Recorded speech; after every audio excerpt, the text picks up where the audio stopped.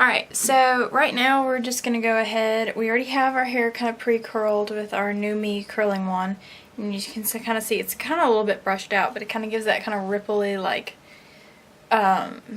braided hair when wet kind of look. It's kind of that beautiful, ripply, almost natural looking curl. And we're going to go ahead and part off this whole section. The trick to updos is how you part and what sections you do, because you can really mimic having more hair when you really don't have that much hair. I'm going to take out a portion right at the back of here, and we're going to work with that along with these little sides. I'm just going to pin all the rest of this hair up and out of the way. So we're going to take some sections starting at the base. For those of you hair cutters out there, your occipital bone is about right here, and that's pretty much where this parting is.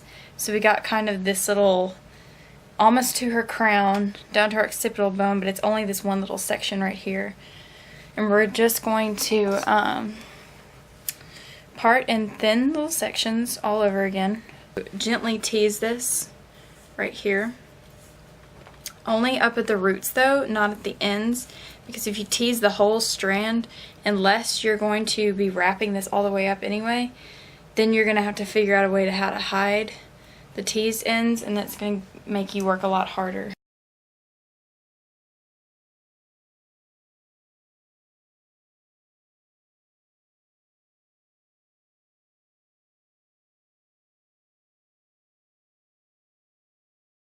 Now that we've got that a little bit teased, we're going to go ahead and grab some hairpins, and we're going to bunch all of this up together, all that part that we just teased. We're going to kind of twist it at the bottom here so the hairpin has something to hold on to. And we're just going to push it up just slightly. That way we have a little bit of volume here in the back. Go ahead and pin that secure, because that's a lot of where we will be pinning and kind of setting this whole updo on.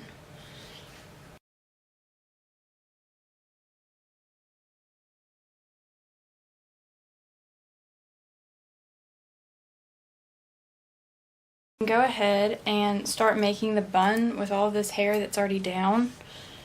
So grab all of this. I'm going to grab an elastic for it.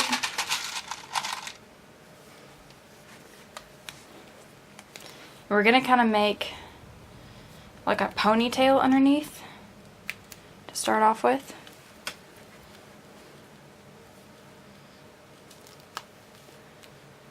We're just going to pull that really tight so that she's got this little ponytail right here.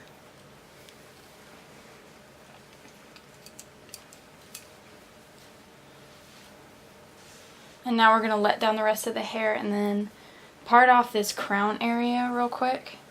So you're going to part off a little bit right here. And now that we've got these front sections, we're going to work with these for a little bit. Our finger, we're going to run it all the way up the front, kind of part off that hairline, and we're going to go ahead and leave that out for now. We're going to take this big piece and we're going to make a really fat braid with it.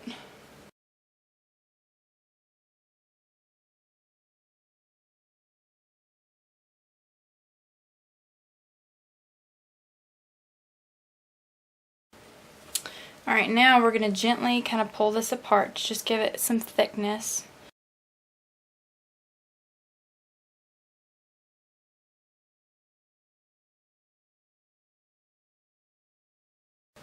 We're going to take that section again and part off the front hairline. If you can tell, I parted off this little bit right here.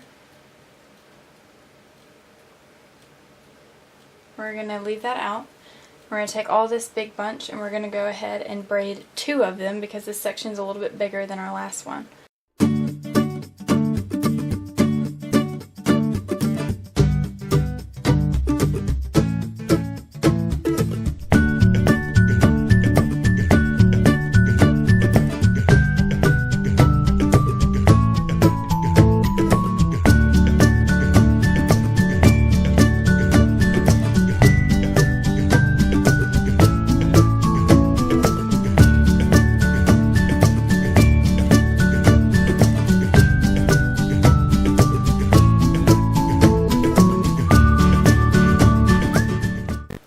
And now we're going to go ahead and take down this crown, and we're going to,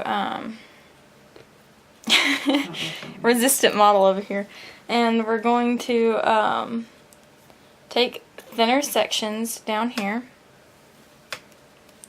one more time, and then we're going to gently tease up the top just to give it even more volume, because I don't want this laying flat.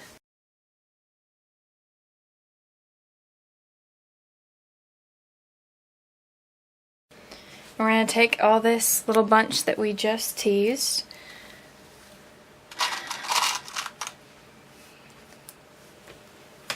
we're going to twist it right here just so it gives a little bit more to vase, and then pin it, in the last one. Just give it a lot of volume here in the back. Gently comb it over, and you can hairspray it if you really want it to stay all night.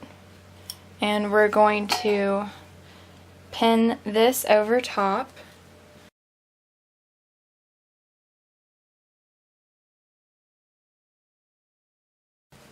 So go ahead and take all that hair that you just put up, and we're only taking that part of the hair, not any of the rest of that little ponytail that's out.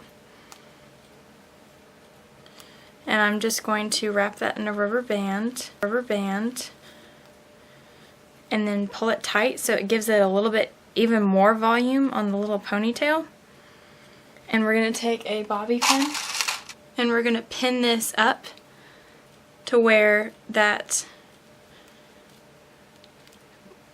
tease part is right here, and that way when your hair falls from this ponytail, see, it gives it a lot more lift and bounce.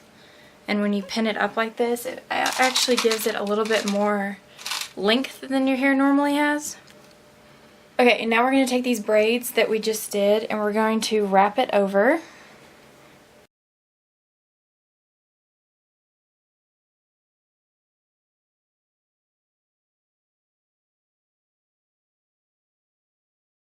Take a pin, and I'm going to pin this braid up a little bit higher up on this arch, because I don't want it to really mess with this fullness of this ponytail that we had going. And with this second braid that's over here on the left, I'm going to go ahead and layer it over top of that one, and so that it just looks like a very, very full braid. Alright, now we're going to take those front sections that we left out in the beginning, and we're going to take them, we're going to kind of twist them just barely, just to kind of give like a little bit of fullness around the face, that way your hair isn't so skin tight. And we're going to take a hairpin, and we're going to pin in between those two braids, and that way the hairpin is hidden and you still have this really pretty fullness around the face. We're going to take that extra curl that's sticking out, and we're going to just kind of gently tuck it in between these two braids.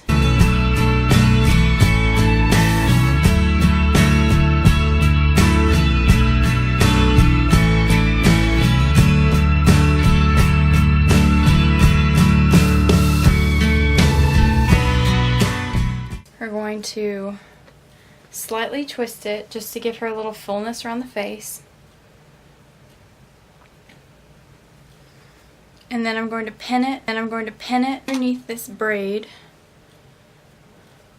You can see the braid right here. And we're going to take that little twist, and right where it bends, we're just going to pin it. And because we don't have two braids on this side, I'm just going to take this little twisted curl, and I'm going to kind of run it up underneath that little braid, and I'm going to pin it into this ponytail so it just looks like a continuation of the ponytail. Just kind of gives it some fluffy layers and some more volume.